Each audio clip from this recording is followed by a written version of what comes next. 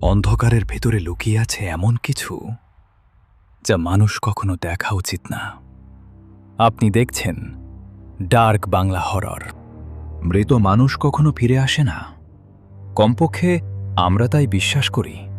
কিন্তু ঢাকা মেডিকেলের পুরনো এক মর্গে রাত ৩টার পরে লাশগুলো শুধু জেগে ওঠেই না, ওরা কথা বলে।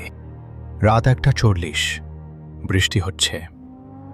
পুরনো হাসপাতালের করিডোরে মিটমিটে আলো। একজন যুবক দ্রুত হাঁটছে। তার নাম রায়হান, বয়স ২৬। নতুন চাকরি পেয়েছে হসপিটাল মর্গ অ্যাটেন্ডেন্ট হিসেবে। সুপারভাইজার কাদের সাহেব, শোনো রায়হান, এখানে একটা নিয়ম আছে। রায়হান, জি স্যার। কাদের সাহেব ধীরে বলে, রাত ৩টার পরে মর্গের ৪ নম্বর ফ্রিজ খুলবা না।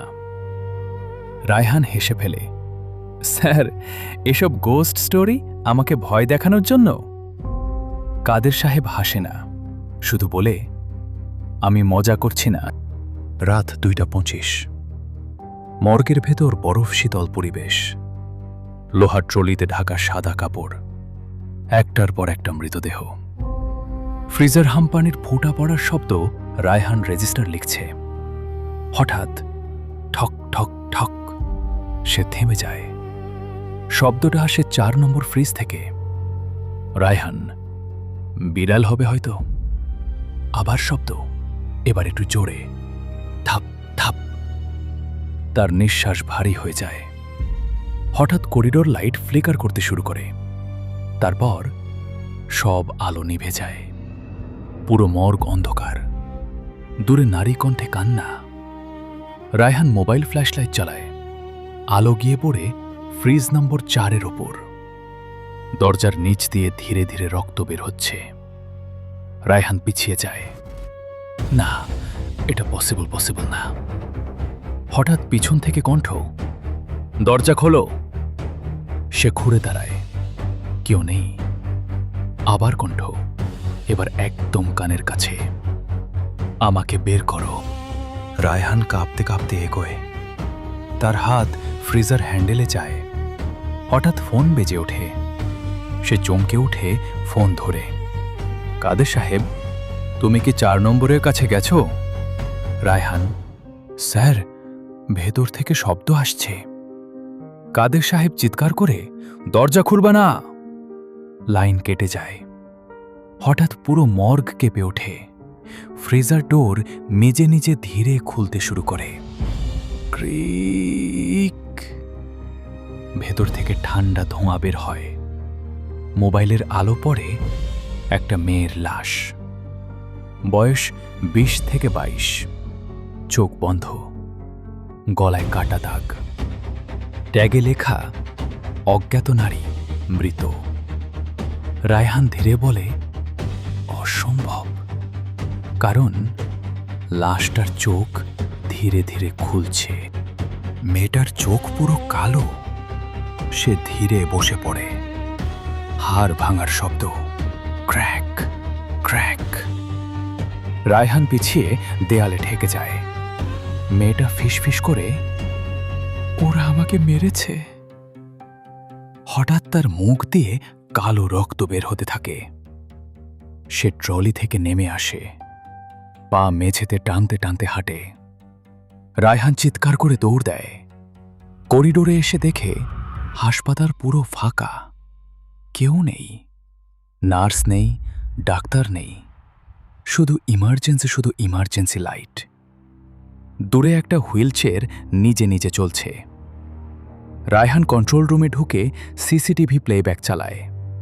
স্ক্রিনে দেখা যায় সে একা দাঁড়িয়েছিল, কিন্তু ফ্রিজ ৪-এর সামনে দাঁড়িয়ে তার পিছনে আরও অনেক মানুষ ছিল। সাদা কাপড়ে ঢাকা মৃতদেহ, সবাই তার দিকে তাকিয়ে।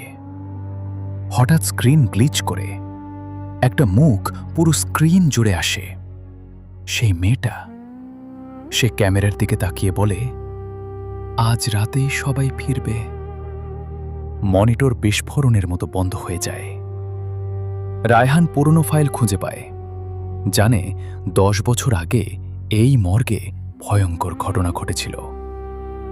এক সিরিয়াল কিলার হাসপাতাল থেকে লাশ চুরি করত, মানুষের অঙ্গ বিক্রি করত, কিন্তু এক রাতে সব মৃতদেহ একসাথে হারিয়ে যায়।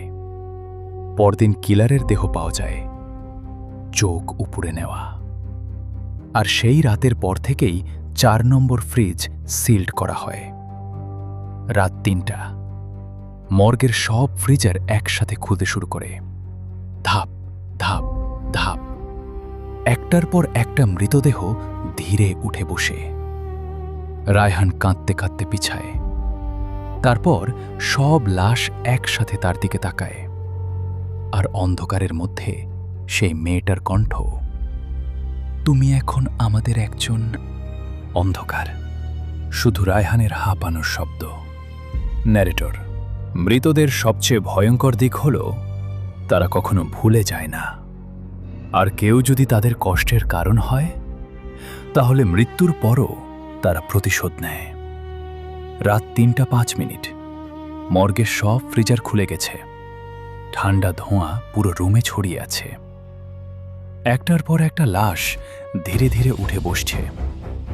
হাড় ভাঙার শব্দ, ভেজা মেঝেতে পা টানার শব্দ। রায়হান পিছিয়ে যায়, তার গলা শুকিয়ে গেছে। এগুলো স্বপ্ন?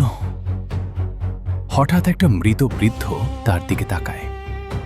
চোখ নেই, শুধু কালো গর্ত। বৃদ্ধটা ধীরে বলে, ওরা এখনো নিচে আছে।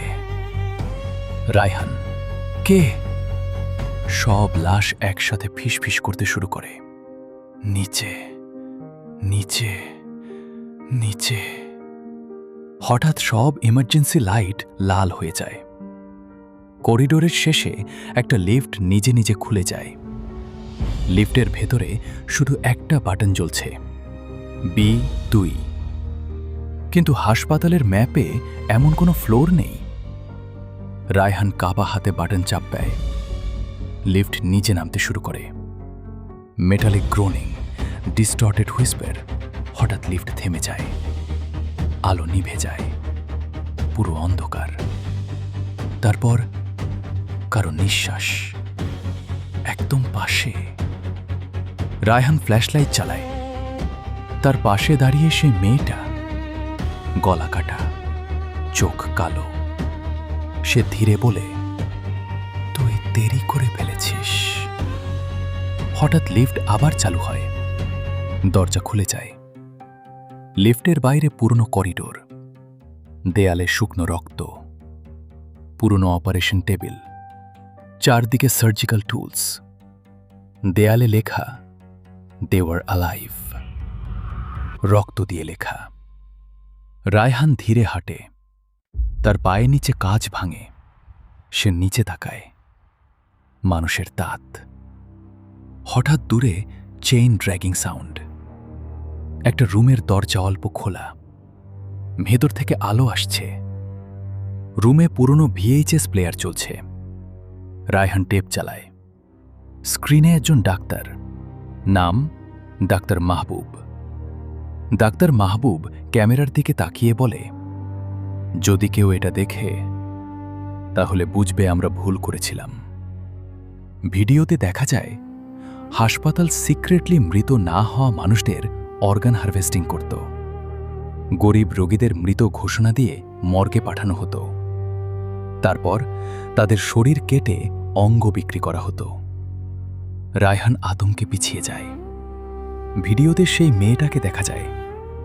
সে তখনও জীবিত, চিৎকার করছে।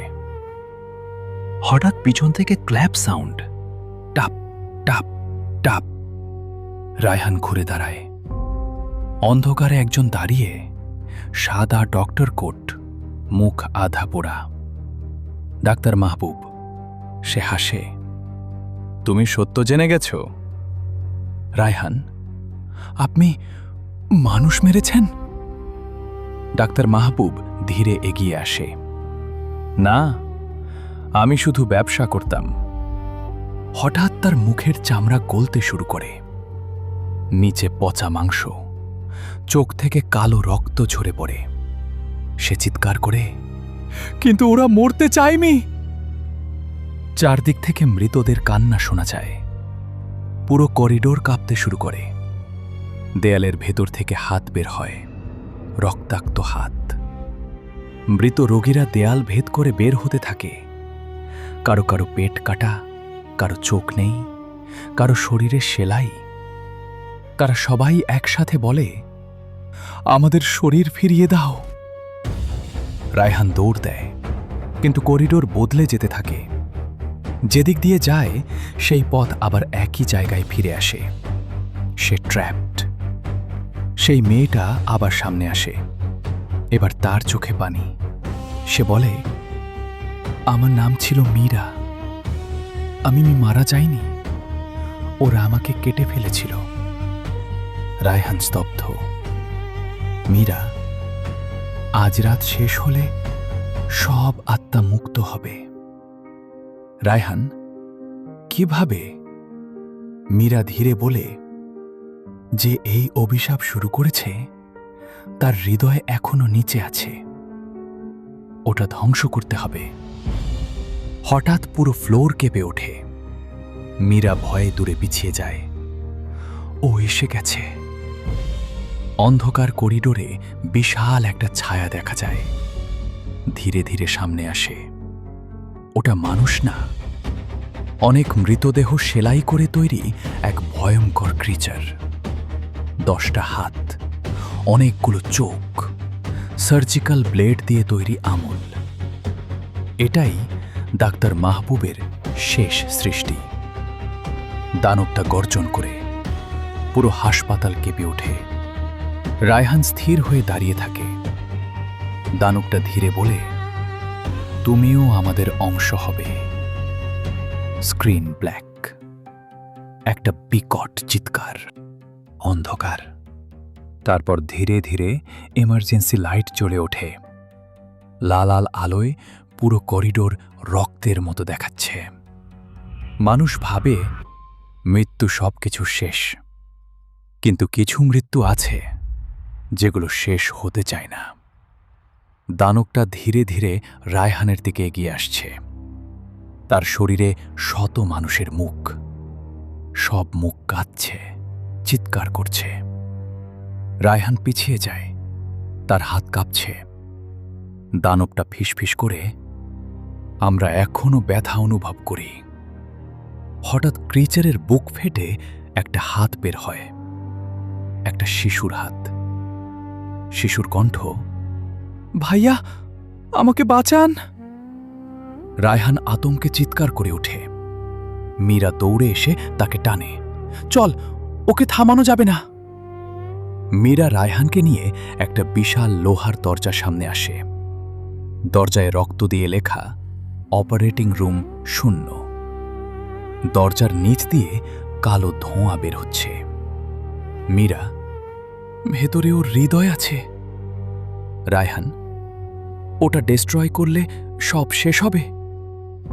মীরা ধীরে মাথা নাড়ে। অথবা সবকিছু আরো খারাপ হবে। হঠাৎ পিছনে দানবের গর্জন। দেয়াল কাঁপতে শুরু করে। দরজা খুলতেই বরফ শীতল বাতাস। পুরো রুম অন্ধকার। মাঝখানে একটা পুরনো অপারেশন টেবিল, আর তার উপরে একটা বিশাল কালো হৃৎপিণ্ড। ওটা এখনো ধুকপুক করছে।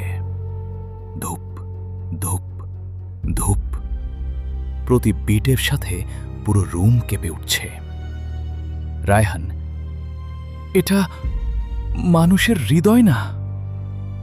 হঠাৎ দেয়ালে থাকা মনিটর নিজে নিজে চালু হয়। স্ক্রিনে ডাক্তার মাহবুব। ডাক্তার মাহবুব, আমরা মৃত্যু থামাতে চেয়েছিলাম। মানুষের অঙ্গ, মানুষের শরীর সব জোড়া লাগিয়ে আমরা নতুন জীবন তৈরি করেছিলাম, ভিডিও গ্লিচ করে। তারপর ডাক্তার মাহবুব স্ক্রিমিং করতে থাকে, কিন্তু ওটা মানুষ ছিল না। স্ক্রিন বন্ধ। মীরা কাঁদতে শুরু করে। ওরা আমাদের মেরে শুধু অঙ্গ নেয়নি, আমাদের আত্মাগুলো এই হৃদয়ের সাথে বেঁধে ফেলেছে। রায়হান, তাহলে তোমরা মুক্তি পাওনি? মীরা, কারণ আমরা পুরোপুরি মৃত তো না। হঠাৎ পুরো রুম অন্ধকার হয়ে যায়। চারপাশে মৃত মানুষ দেখা যায়। সবাই অপারেশন টেবিল ঘিরে দাঁড়িয়ে। তারা একসাথে বলে, শেষ করো। রায়হান পাশে একটা সার্জিক্যাল অ্যাক্স দেখতে পায়। সে ধীরে সেটা তুলে নেয়। দানবটা দরজার সামনে এসে দাঁড়ায়। পুরো রুম কাঁপছে।